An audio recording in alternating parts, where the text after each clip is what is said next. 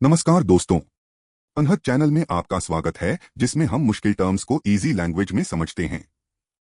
आज हम इकोनॉमिक्स के एक अत्यंत महत्वपूर्ण विषय मार्केट स्ट्रक्चर के बारे में विस्तार से चर्चा करेंगे। इस वीडियो में हम जानेंगे, पहला, मार्केट स्ट्रक्चर क्या होती है। दूसरा, मार्केट स्ट्रक्चर को प्रभावित करने वाले प्रमुख फैक्टर्स कौन कौन से हैं। फिर हम जानेंगे मार्केट स्ट्रक्चर किन किन प्रकार के होते हैं। यह है perfect competition, monopoly, monopolistic competition और ओलिगोपोली। ओलिगोपोली का एक प्रकार है डुओपोली, हम उसके बारे में भी बात करेंगे। और अंत में हम जानेंगे कि इन सभी मार्केट स्ट्रक्चर में क्या अंतर होता है। तो आइए शुरुआत करते हैं। पहले हम बात करते हैं कि मार्केट स्ट्रक्चर क्या होता है। किसी भी मार्केट में बायर्स और सेलर्स के बीच होने वाली इंटरैक्शन की प्रकृति को मार्केट स्ट्रक्चर कहा जाता है। दूसरे शब्दों में, मार्केट स्ट्रक्चर यह बताती है कि किसी मार्केट में कितने सेलर्स हैं, कितने बायर्स हैं, कंपटीशन का स्तर क्या है और फर्म्स के पास प्राइस निर्धारित करने की कितनी शक्ति है। हर मार्केट एक जैसी नहीं होती। कुछ मार्केट्स में बहुत अधिक कंपटीशन होता है, जबकि कुछ मार्केट्स में केवल एक या कुछ ही सेलर्स होते हैं। इसी आधार पर विभिन्न प्रकार की मार्केट स्ट्रक्चर का निर्माण होता है। मार्केट स्ट्रक्चर को प्रभावित करने वाले कुछ प्रमुख फैक्टर्स होते हैं। एक, नंबर ऑफ सेलर्स, मार्केट में कितने सेलर्स मौजूद हैं। सेलर्स की संख्या जितनी अधिक होगी, कंपटीशन उतना अधिक होगा। दो, nature of product, product homogeneous है या डिफरेंशिएटेड। होमोजीनियस का अर्थ है एक समान और डिफरेंशिएटेड होते हैं अलग अलग। यदि सभी फर्म्स एक जैसा प्रोडक्ट बेचती हैं तो कंपटीशन का स्वरूप अलग होगा, जबकि अलग अलग प्रोडक्ट्स होने पर स्थिति बदल जाती है। तीन, entry and exit barriers, barriers होते हैं रुकावटें। नई फर्म्स के लिए मार्केट में प्रवेश करना कितना आसान या कठिन है। इसी प्रकार घाटा होने पर मार्केट से बाहर निकलना कितना सरल है, इस बात पर मार्केट स्ट्रक्चर में फर्क होता है। चार, डिग्री ऑफ कंपटीशन, फर्म्स के बीच कंपटीशन का स्तर कितना है।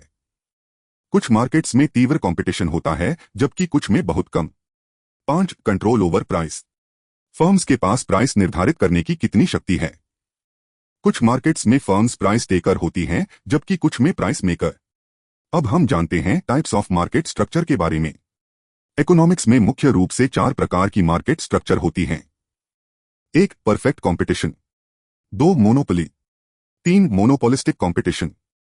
चार, ओलिगोपोली। अब हम इन्हें विस्तार से समझते हैं। परफेक्ट कंपटीशन ऐसी मार्केट स्ट्रक्चर है जिसमें बड़ी संख्या में बायर्स और सेलर्स होते हैं। कोई भी सेलर इतना बड़ा नहीं होता कि वह मार्केट प्राइस को प्रभावित कर सके। सभी फर्म्स समान प्रकार का प्रोडक्ट बेचती हैं। इसे होमोजीनियस प्रोडक्ट कहा जाता है। परफेक्ट कंपटीशन के कुछ फीचर हैं। एक, large number of buyers and sellers, perfect competition में बायर्स और सेलर्स की संख्या बहुत अधिक होती है। किसी एक बायर या सेलर का मार्केट प्राइस पर कोई महत्वपूर्ण प्रभाव नहीं पड़ता। दो, होमोजीनियस प्रोडक्ट, होमोजीनियस होते हैं एक जैसे या समान। सभी फर्म्स एक जैसे उत्पाद बेचती हैं। उपभोक्ताओं को किसी फर्म के प्रोडक्ट और दूसरी फर्म के प्रोडक्ट में कोई विशेष अंतर दिखाई नहीं देता। तीन, फ्री एंट्री एंड एग्जिट, नई फर्म्स आसानी से मार्केट में प्रवेश कर सकती हैं और आवश्यकता पड़ने पर मार्केट छोड़ भी सकती हैं। प्रवेश और निर्गमन पर कोई बड़ी बाधा नहीं होती। चार, परफेक्ट इंफॉर्मेशन, बायर्स और सेलर्स दोनों को प्राइस, क्वालिटी और अवेलेबिलिटी की पूरी जानकारी होती है। किसी के पास अतिरिक्त सूचना का लाभ नहीं होता। पांच, firms are price takers, perfect competition में कोई भी फर्म अपनी इच्छा से प्राइस निर्धारित नहीं कर सकती। मार्केट प्राइस डिमांड और सप्लाई द्वारा निर्धारित होती है और सभी फर्म्स उसी प्राइस को स्वीकार करती हैं। इस प्रकार की मार्केट का एग्जाम्पल लेते हैं।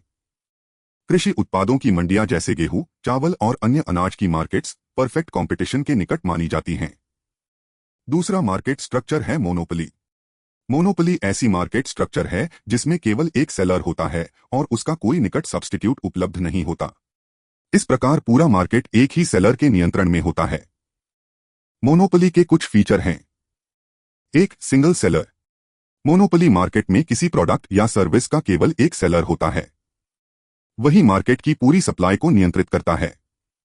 दो, नो क्लोज सब्स्टिट्यूट, मोनोपोली में उपलब्ध प्रोडक्ट का कोई निकट विकल्प नहीं होता, इसलिए कंज्यूमर्स आसानी से किसी दूसरे प्रोडक्ट की ओर नहीं जा सकते। तीन, हाई एंट्री बैरियर्स, नई फर्म्स के लिए मार्केट में प्रवेश करना अत्यंत कठिन होता है। इसका कारण कानूनी प्रतिबंध, भारी पूंजी निवेश, पेटेंट अधिकार या तकनीकी श्रेष्ठता हो सकता है। 4. Price maker. मोनोपोलिस्ट प्राइस पर काफी हद तक नियंत्रण रखता है। कंपटीशन न होने के कारण वह डिमांड को ध्यान में रखकर प्राइस निर्धारित कर सकता है। इस प्रकार की मार्केट का एग्जाम्पल लेते हैं। Indian railways. भारत में लंबी दूरी की रेल सेवाओं का संचालन मुख्य रूप से इंडियन रेलवेज द्वारा किया जाता है, इसलिए इसे मोनोपोली का उदाहरण माना जाता है।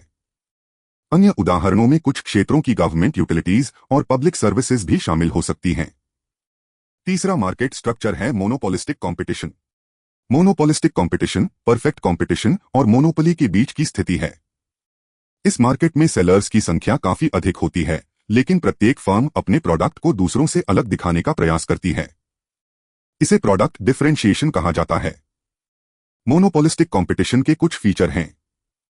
1. Many sellers. इस मार्केट स्ट्रक्चर में सेलर्स की संख्या काफी अधिक होती है। कोई भी फर्म पूरे मार्केट को नियंत्रित नहीं कर पाती। 2. Product differentiation. फर्म्स अपने प्रोडक्ट्स को brand name, packaging, quality, design और एडवर्टाइजिंग के माध्यम से अलग पहचान देती हैं। 3. Moderate entry barriers. नई फर्म्स मार्केट में प्रवेश कर सकती हैं, लेकिन ब्रांडिंग, एडवर्टाइजिंग और कस्टमर लॉयल्टी जैसी कुछ बाधाओं का सामना करना पड़ता है। 4. Some control over price. Product differentiation के कारण फर्म्स को प्राइस निर्धारित करने की कुछ स्वतंत्रता प्राप्त होती है, लेकिन कंपटीशन के कारण यह नियंत्रण सीमित रहता है।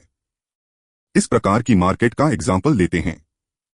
रेस्टोरेंट्स और होटल, कपड़े के brands, beauty products, retail stores, coffee shops. चौथा मार्केट स्ट्रक्चर है ओलिगोपोली। ओलिगोपोली ऐसी मार्केट स्ट्रक्चर है जिसमें मार्केट पर कुछ बड़ी फर्म्स का नियंत्रण होता है। इन फर्म्स के निर्णय पूरे मार्केट को प्रभावित करते हैं। ओलिगोपोली के फीचर हैं। 1. Few large sellers. मार्केट में केवल कुछ बड़ी फर्म्स होती हैं जो अधिकांश मार्केट शेयर पर नियंत्रण रखती हैं। 2. High entry barriers. नई फर्म्स के लिए मार्केट में प्रवेश करना कठिन होता है क्योंकि भारी पूंजी, उन्नत तकनीक और मजबूत ब्रांड इमेज की आवश्यकता होती है। 3. Interdependence among firms. ओलिगोपोली की सबसे महत्वपूर्ण विशेषता इंटरडिपेंडेंस है। एक फर्म के निर्णय अन्य फर्म्स को प्रभावित करते हैं। 4. Significant price control. फर्म्स के पास प्राइस निर्धारित करने की पर्याप्त शक्ति होती है, लेकिन उन्हें कॉम्पिटिटर्स की संभावित प्रतिक्रिया को भी ध्यान में रखना पड़ता है। इस प्रकार की मार्केट का एग्जाम्पल लेते हैं। Automobile industry, telecommunication industry, airline industry, cement industry, smartphone industry. यदि किसी टेलीकॉम कंपनी द्वारा डेटा प्लान्स की कीमत कम की जाती है, तो अन्य टेलीकॉम कंपनीज भी अपनी प्राइसिंग स्ट्रैटेजी बदल सकती हैं। ओलिगोपोली मार्केट का एक विशेष रूप होता है डुओपोली। डुओपोली ऐसी मार्केट स्ट्रक्चर है जिसमें पूरे मार्केट पर केवल 2 बड़ी फर्म्स का प्रभुत्व होता है। मार्केट में अन्य छोटे सेलर्स हो सकते हैं, लेकिन वास्तविक कंपटीशन मुख्य रूप से इन 2 फर्म्स के बीच ही होता है। डुओपोली में एक फर्म के निर्णय का सीधा प्रभाव दूसरी फर्म पर पड़ता है। इसलिए दोनों फर्म्स अपनी प्राइसिंग, प्रोडक्शन और मार्केटिंग स्ट्रैटेजीज बनाते समय एक दूसरे की गतिविधियों पर लगातार नजर रखती हैं। डुओपोली की एक बड़ी एग्जाम्पल है कोका कोला और पेप्सी। अब हम बात करते हैं collusive and non collusive oligopoly. Oligopoly को फर्म्स के व्यवहार के आधार पर 2 भागों में बांटा जा सकता है। 1. Collusive oligopoly. जब ओलिगोपोली मार्केट की फर्म्स आपस में समझौता करके कार्य करती हैं, तो उसे कोल्यूसिव ओलिगोपोली कहा जाता है। इस स्थिति में फर्म्स प्राइस, प्रोडक्शन या मार्केट शेयर के संबंध में आपसी सहमति बना सकती हैं। इनका उद्देश्य कंपटीशन को कम करना और प्रॉफिट को बढ़ाना होता है। कई बार फर्म्स मिलकर एक कार्टेल बनाती हैं। कोल्यूसिव ओलिगोपोली के फीचर होते हैं। 1. फर्म्स के बीच कोऑपरेशन होता है। 2. प्राइस वॉर्स की संभावना कम होती है। 3. प्रॉफिट्स अपेक्षाकृत अधिक होते हैं।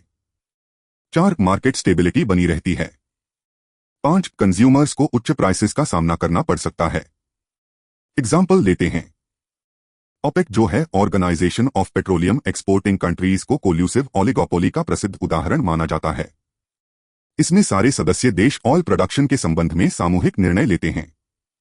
वो निर्णय लेते हैं कि संसार में कितना तेल यानी पेट्रोल, डीजल इत्यादि कितना पैदा करना है। 2. Non collusive oligopoly. जब फर्म्स आपस में कोई औपचारिक समझौता नहीं करती और स्वतंत्र रूप से निर्णय लेती हैं, तो उसे नॉन कोल्यूसिव ओलिगोपोली कहा जाता है।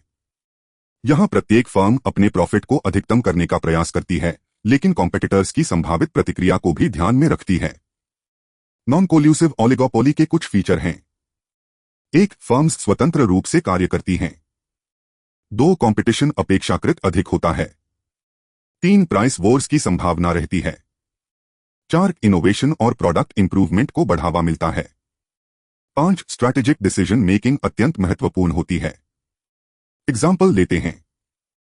टेलीकम्युनिकेशन इंडस्ट्री में रिलायंस, जियो, एयरटेल और वोडाफोन आइडिया के बीच होने वाली प्रतिस्पर्धा नॉन कोल्यूसिव ओलिगोपोली का अच्छा उदाहरण है।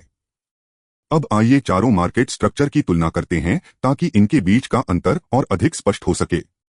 सबसे पहले बात करते हैं नंबर ऑफ सेलर्स की। परफेक्ट कंपटीशन में सेलर्स की संख्या बहुत अधिक होती है। मोनोपोली में केवल एक सेलर होता है। मोनोपोलिस्टिक कंपटीशन में भी सेलर्स की संख्या काफी अधिक होती है, जबकि ओलिगोपोली में केवल कुछ बड़ी फर्म्स या सेलर्स होते हैं। अब बात करते हैं प्रोडक्ट टाइप की। परफेक्ट कंपटीशन में सभी फर्म्स एक जैसा अर्थात होमोजीनियस प्रोडक्ट बेचती हैं। मोनोपोली में प्रोडक्ट यूनिक होता है और उसका कोई निकट सब्स्टिट्यूट नहीं होता। मोनोपोलिस्टिक कंपटीशन में प्रोडक्ट्स डिफरेंशिएटेड होते हैं, अर्थात प्रत्येक फर्म अपने प्रोडक्ट को अलग पहचान देने का प्रयास करती है। वहीं ओलिगोपोली में प्रोडक्ट्स समान भी हो सकते हैं और डिफरेंशिएटेड भी। अब समझते हैं प्राइस कंट्रोल को। परफेक्ट कंपटीशन में फर्म्स के पास प्राइस पर कोई नियंत्रण नहीं होता। मोनोपोली में सेलर के पास प्राइस निर्धारित करने की सबसे अधिक शक्ति होती है। मोनोपोलिस्टिक कंपटीशन में फर्म्स को प्राइस पर कुछ हद तक नियंत्रण प्राप्त होता है, जबकि ओलिगोपोली में फर्म्स के पास काफी हद तक प्राइस कंट्रोल होता है, लेकिन उन्हें अन्य फर्म्स की प्रतिक्रिया का भी ध्यान रखना पड़ता है। अब बात करते हैं एंट्री बैरियर्स की।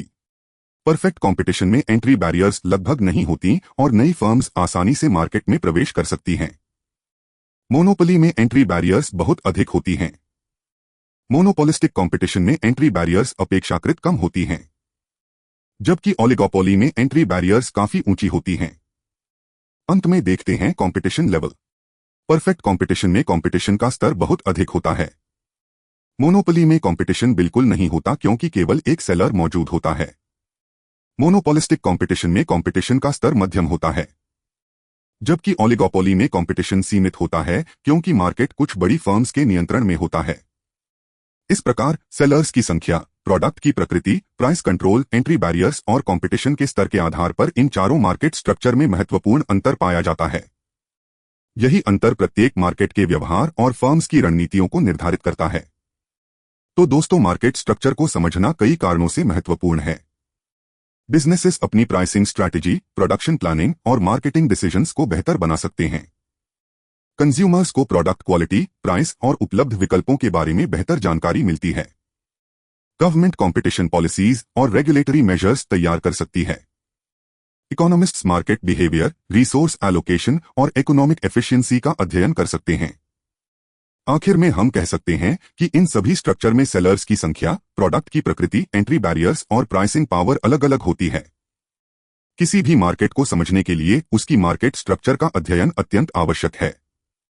तो दोस्तों, यह था मार्केट स्ट्रक्चर के बारे में वीडियो। उम्मीद है कि आपको यह विषय अच्छी तरह समझ में आया होगा। यदि आपको यह वीडियो उपयोगी लगा हो तो इसे लाइक और शेयर अवश्य करें।